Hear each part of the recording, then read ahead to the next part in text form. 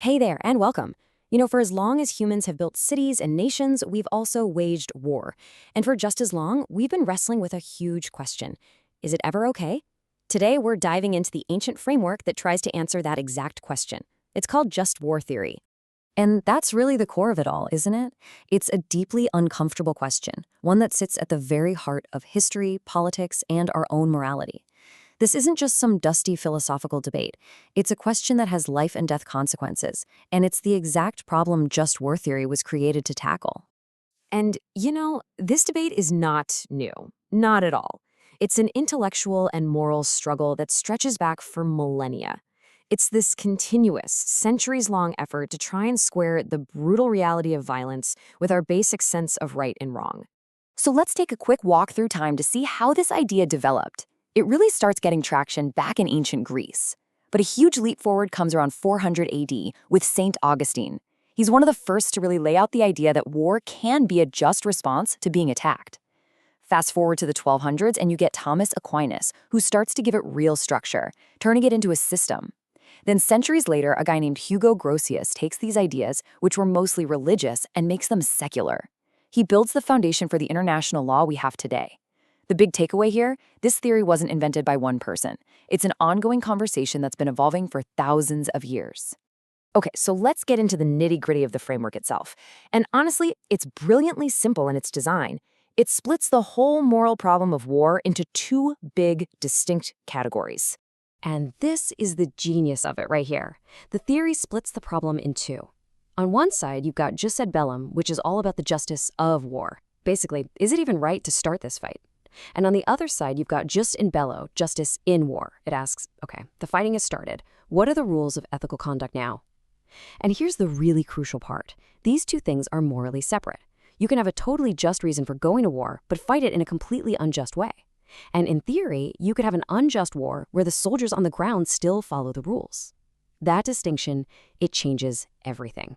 So think of this first part as the ultimate pre-war checklist. Before a single shot is fired, a bunch of things have to be true. First, the cause has to be just. Self-defense is the classic example. It can't be some rogue operation. It has to be declared by a legitimate authority, like a government. And your intention has to be pure. You're aiming for a just peace, not trying to grab land or get revenge. Even then, war has to be the absolute last resort. You've tried everything else. And finally, there are a couple of really pragmatic checks. Is there any reasonable prospect of success? Because if not, you're just causing needless destruction. And is the good you hope to achieve truly proportional to the awful cost of war? I mean, as you can see, this is an incredibly high bar to clear. But once the fighting starts, a completely new set of rules kicks in. And these are all about limiting suffering. The most important one is discrimination. You must distinguish between combatants and civilians. You only attack military targets. The idea of proportionality comes back, but here it's about tactics. The amount of force you use can't be excessive for the military goal you're trying to achieve.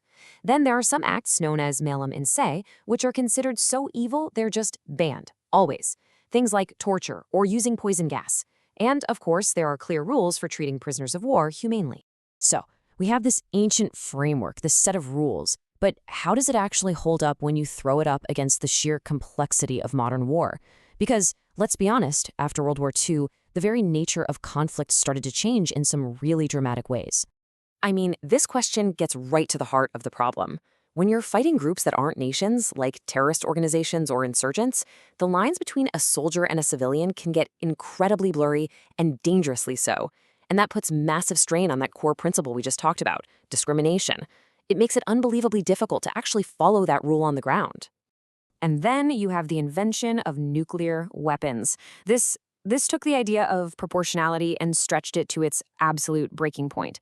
The whole strategy of mutual assured destruction is literally built on the threat of total annihilation.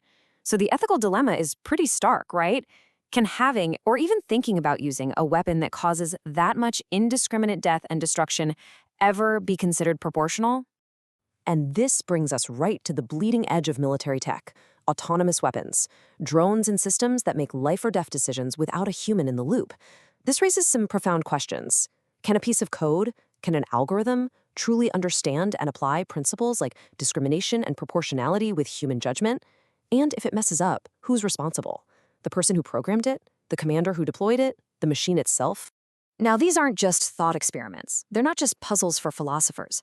Let's take a look at how these principles have been tested, and often tragically failed in real-world conflicts, where that gap between the theory and the reality can be just immense. This table really highlights that painful gap between the ideal and what actually happens. In Vietnam, you saw the principle of discrimination completely break down, with things like the My Lai massacre. Then you have Rwanda. In that case, the world had a crystal-clear just cause to intervene and stop a genocide. But the principle of action got twisted, and the world failed to act.